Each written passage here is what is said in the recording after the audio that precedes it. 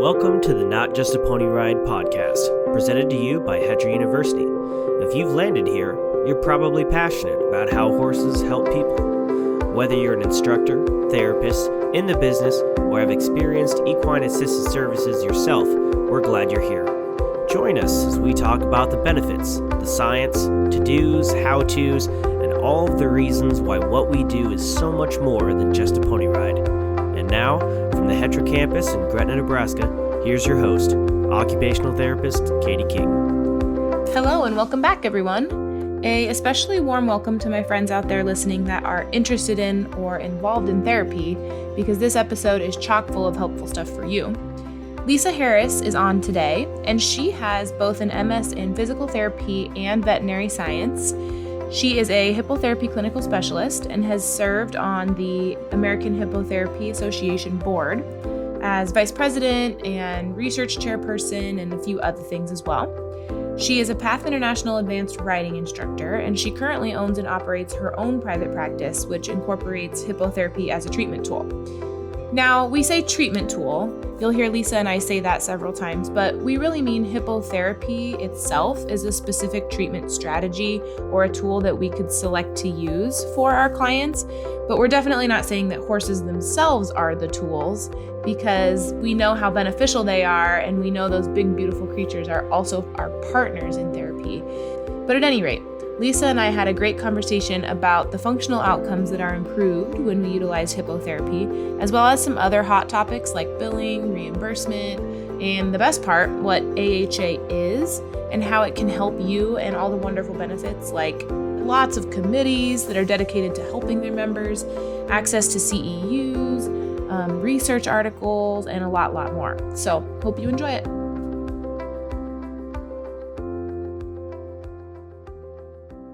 Hi, Lisa. Thanks for joining us today. Absolutely. Thank you for having me. Well, I'm excited to share you with our audience today. Do you want to tell us a little bit about who you are and what you do? Sure. I am a physical therapist from Lexington, Kentucky, and I currently work in a rehab hospital, primarily in outpatient, and see outpatient orthopedics and neuro, all ages. So we have quite a variety of patients that we see. And then I also have a private practice incorporating hippotherapy. So that is a lot of fun. Just moved to a private practice, was hospital-based for a while. I was partnered with a PATH facility, and our hospital was partnered as well, and just moved to a private practice. So it's been quite an adventure. But I was a past board member of the American Hippotherapy Association, and I was a research chair, education chair, did a little bit with the newsletter for a while. So I've had a variety of roles in with AHA. Enjoyed all of it. Wonderful. When you were doing the hospital, did you do hippotherapy with those patients? So yes, we used that physical therapy. I incorporated a lot of different treatment strategies, one of which was hippotherapy. Within one session, I could do manual therapy, gait training, transfer training, PNF patterns, you name it, and also incorporated hippotherapy into the treatment plan. Mm-hmm. So as you know, in any physical therapy treatment session, hippotherapy is just part of that. It's nice to be able to use all the different treatment tools that we have to create the best functional outcomes that we can get. Yes, I love that. And we've been having a lot of conversation lately surrounding some of the terminology. So I think that's really interesting. As one thing I didn't say, I mentioned early on, was that I'm also a faculty for American Hippotherapy Association.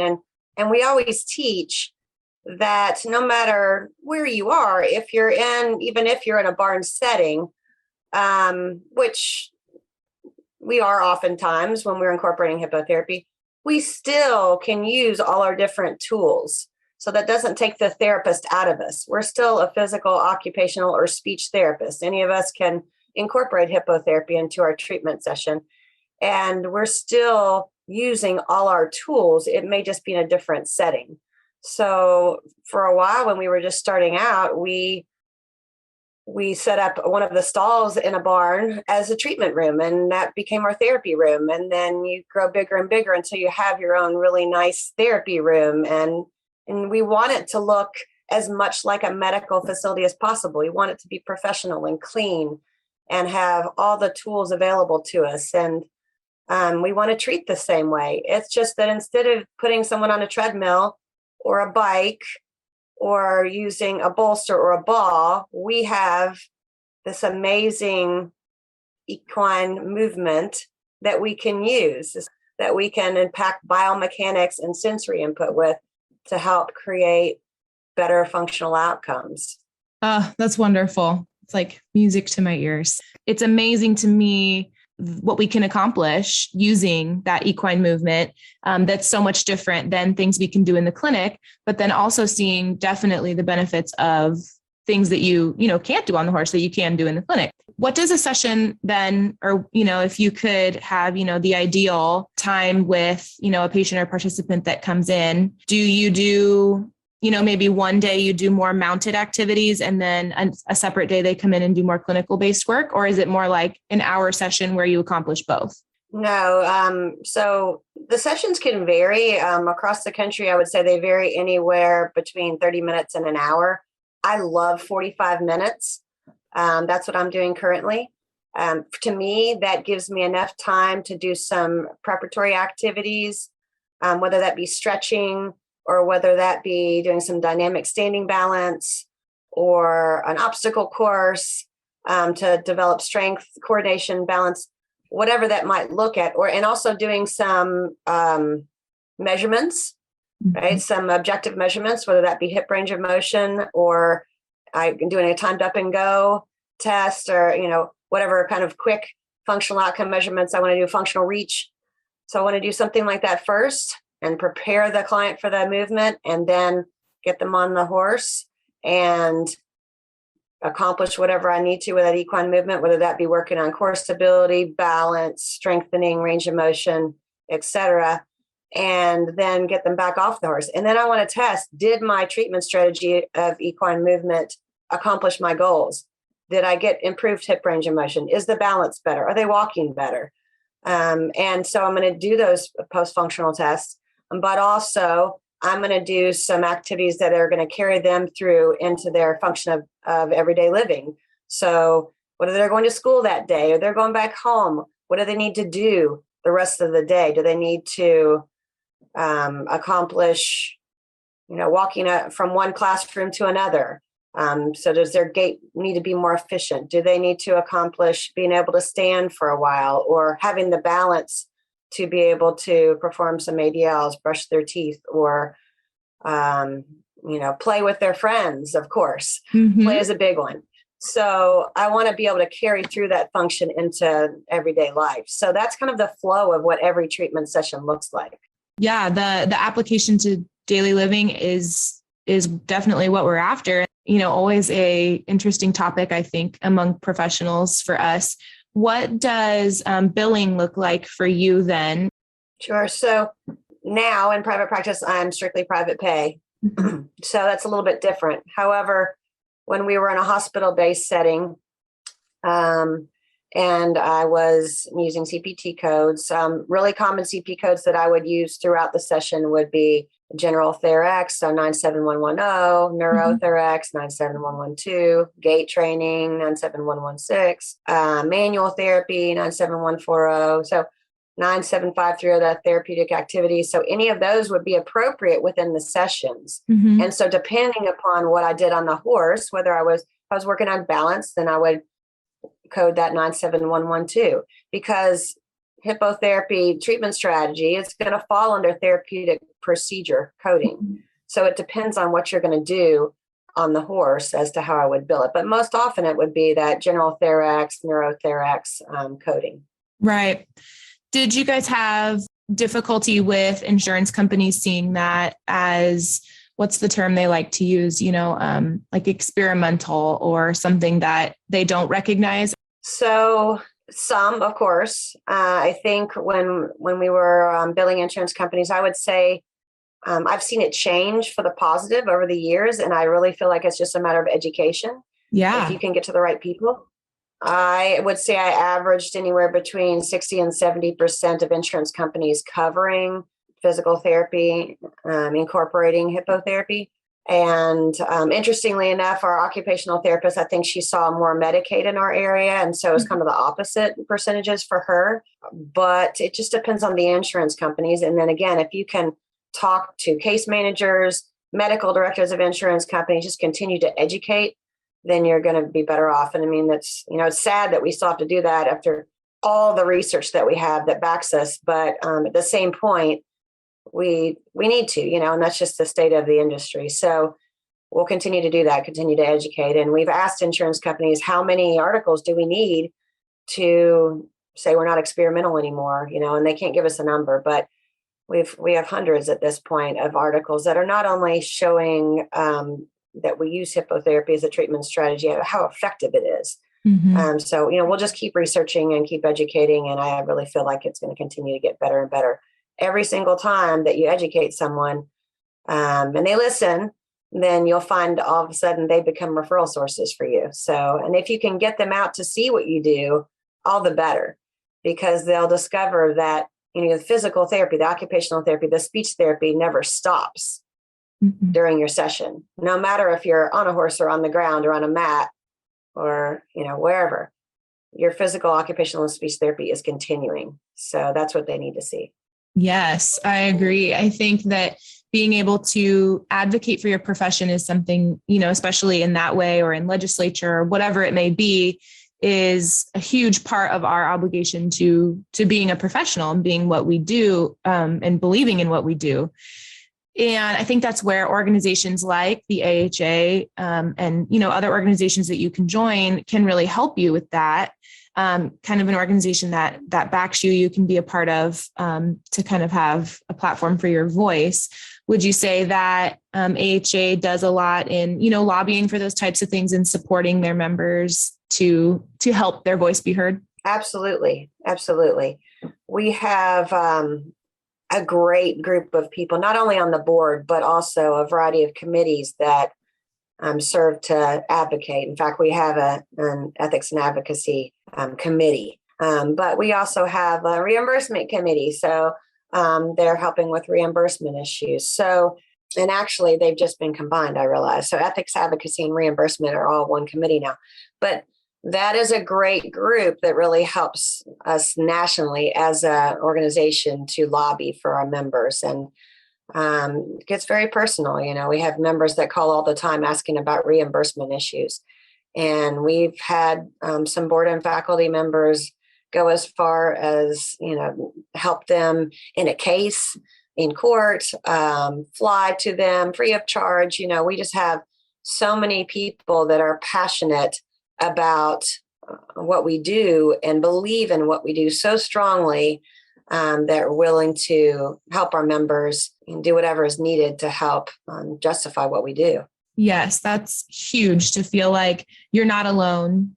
What other, benefits would you say, just so that our audience knows too, will you describe the AHA just a little bit, who that's for and what the mission is there? Sure. So the American Hippotherapy Association is an education and research-based organization. So those are our two main goals. And as I said before, we do value our membership strongly, and we have really expanded on our membership resources. We have done this because the membership has really pushed us, and we push ourselves to be the best that we can be and to progress and to further use of hippotherapy as a treatment strategy. And our members have requested many times, like, what would AHA do? And so from that came our best practice statements. And so these are guides for therapists who are incorporating hippotherapy into treatment plans. And we don't have standards. We're not an accrediting organization like PATH International, but we have these best practice statements which help guide our members. Mm-hmm. We have letters from AOTA, APTA, and ASHA. So all our national physical occupational and speech therapy organizations that agree hippotherapy is a treatment strategy that is effective and efficient. So they're as well supporting us. They're letters of support. We have a whole paper on terminology, and we were part of a big symposium of multiple organizations around the country to create that terminology. We have research that's ongoing. We have a very active research committee. We keep a bibliography.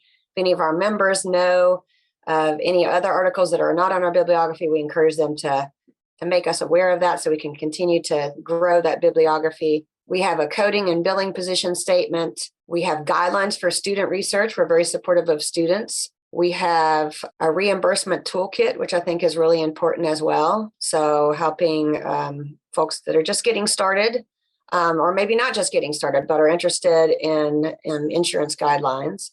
So that's really helpful. And we have some new benefits as well, which are really cool. We have an affiliation with MedBridge for education now. So you can get a big discount on taking unlimited MedBridge courses, which will provide us with unlimited CEUs, which is super important in this day and age where we're doing a lot of online activities. And we also are able to access a lot of different articles through science research. So we have an affiliation with that project as well. This episode of the Not Just a Pony Ride podcast is sponsored in part by Equiforce. Equiforce is a database that allows you to track every facet of your organization, from horse, donor, and volunteer management to scheduling, grant tracking, incident reports, and tracking participant progress too. This is not a one-size-fits-all setup.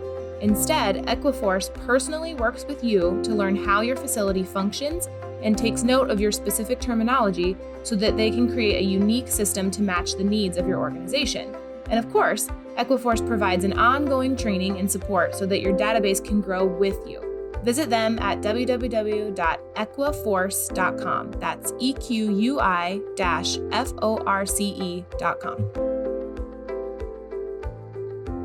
This episode is also sponsored in part by Wooden Horse Corporation and the Equicizer. The Equicizer is a handcrafted, non-motorized mechanical horse used by equine-assisted service programs worldwide. The Equicizer requires no electricity, tools, or maintenance and can be used indoors or out for evaluations, warm-ups, stretching, mounting, dismounting practice, and volunteer training, and build confidence with students, clients, and volunteers. It can easily carry the weight of 2 adults, offering the unique option to ride tandemly. To learn more about the Equicizer, visit equicizer.com. That's EQUICIZER.com.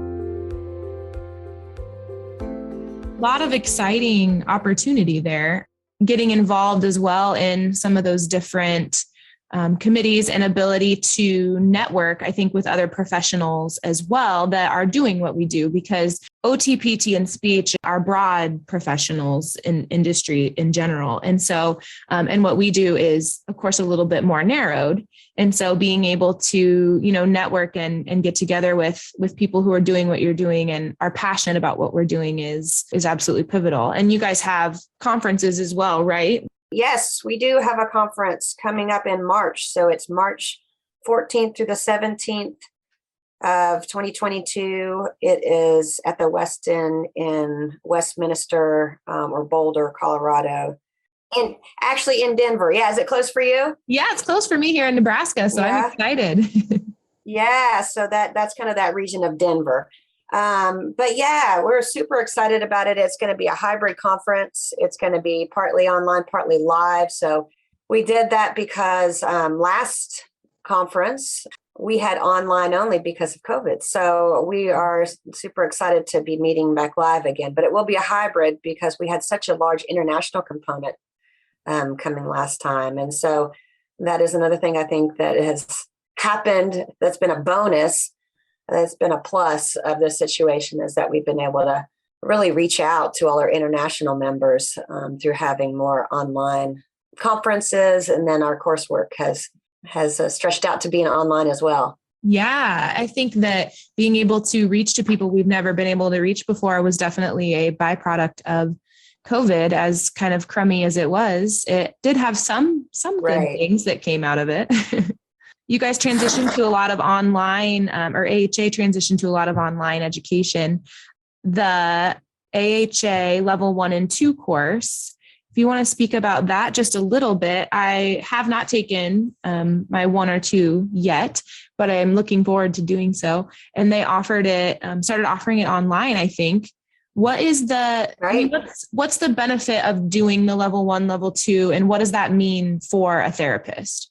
So we've actually renamed level 1 and level 2 to part 1 and part 2. And the reason being is we want to encourage people to take them both. So, we don't feel like after part 1, you're finished. And I think people were thinking that they could take that level 1 course, and certainly you can get started and you're going to have a better background than you did previously.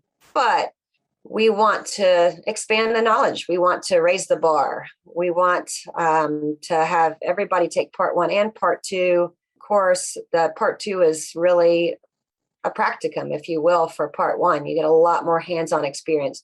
You get to apply your knowledge. That's why we've renamed them. And part 1 is online. The entire course can be online, or we may have an option in the future of part 1 being the first part 1A, being online, and then taking the second part live.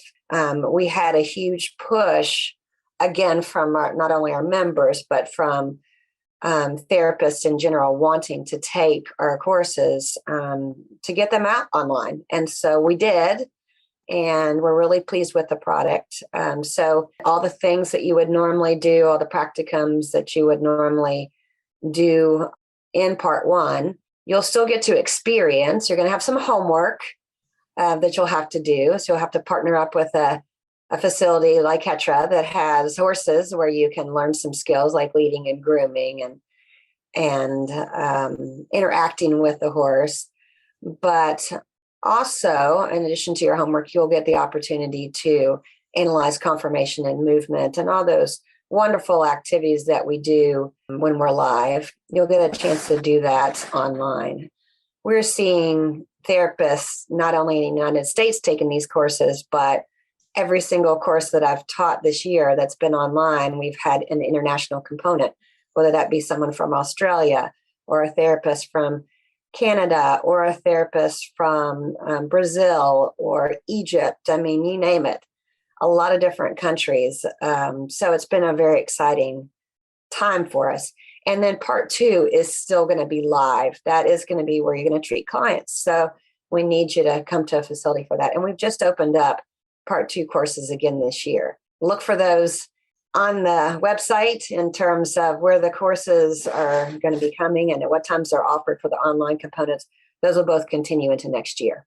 Very good. Yes, those are good things to know. I'm so glad we're all getting back together again for live learning. I'm kind of a learning nerd. I feel like I'm going to continue to learn and do new things my entire life. And so I like the classroom hands-on. That's a good way to be. Yeah, I like the classroom hands-on component.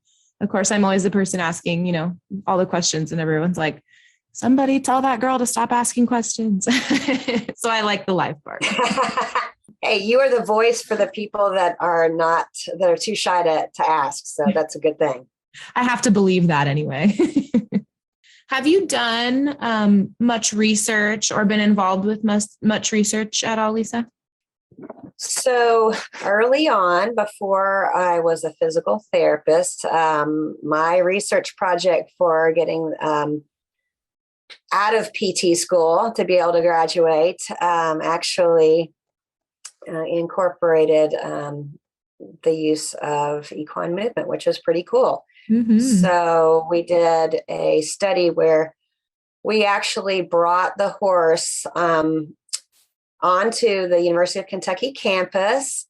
I was friends with, and one of my mentors was in the biomechanics lab, one of the professors, and we luckily had a garage door opening, and we took this horse into our biomechanics lab, and we did EMG analysis and video analysis of trunk displacement. And the EMG analysis looked at many different muscle groups. We did rectus abdominis because none of our subjects were excited about indwelling electrodes, so we kept it surface. And then we did ab and adductors of the hip and quads and hamstrings. So we did a variety of different things with EMG. But it was super cool. And we got to see the benefits from the beginning. And we kind of wanted to justify the use of equine movement and also compare it to normal human walking. And so what we did find out was that trunk displacements were very similar in the human and the horse and with walking. And also where there was more trunk displacements, and you need to mention it was with the horse, which is beneficial because we may want to improve the displacements in some clients.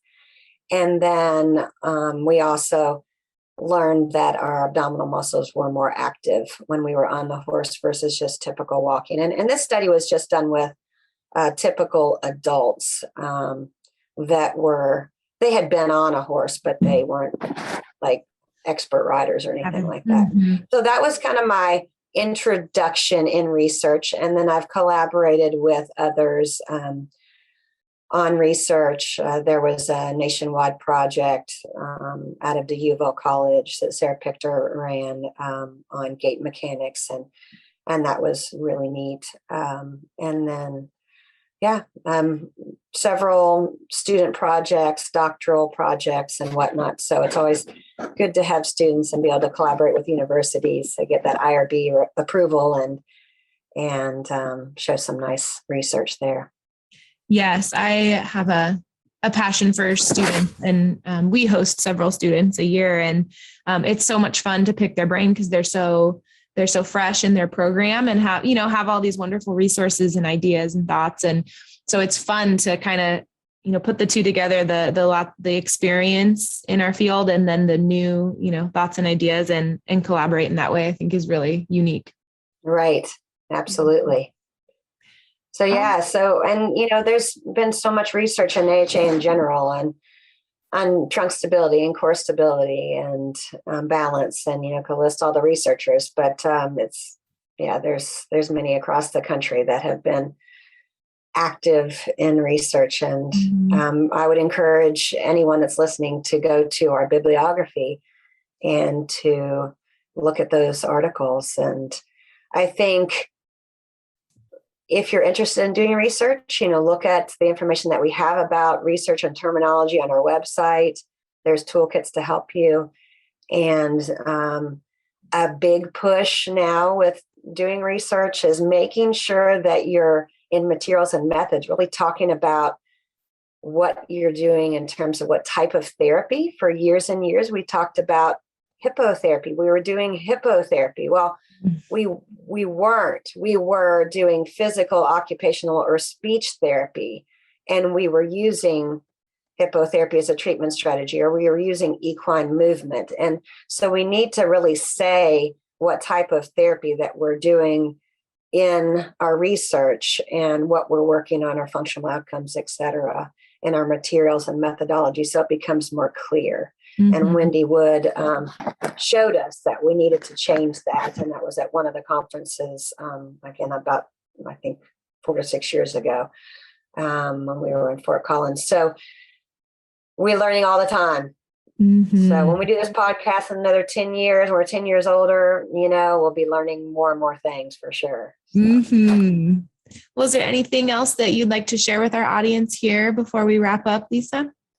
Any of our members or non-members, really, to reach out if you have any questions at all. We are always happy to educate and happy to answer your questions. We have a great staff at AHA now that is very active, very knowledgeable, and so feel free to call the office, and you'll hear AJ or Karen's or McKenna's lovely voice. And then if you're interested in becoming involved, then we have a lot of different committees, from finance to marketing, professional practice, our conference committee, our education committee, research. So wonderful. Thank you.